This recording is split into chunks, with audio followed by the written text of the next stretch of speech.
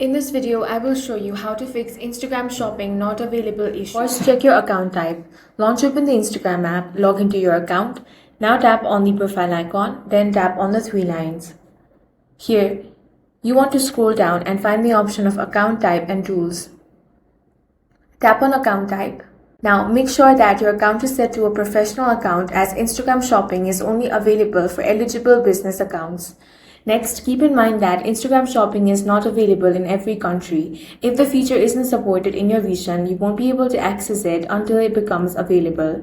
You should also make sure your account complies with Instagram's commerce policy and doesn't have any restriction or violations that could affect your eligibility. After that, ensure you've connected your Instagram account to a Facebook page and have a product catalog set up through Meta. Without a connected catalog, Instagram shopping won't be available. If everything is set up correctly but the feature isn't showing, then open Play Store or App Store.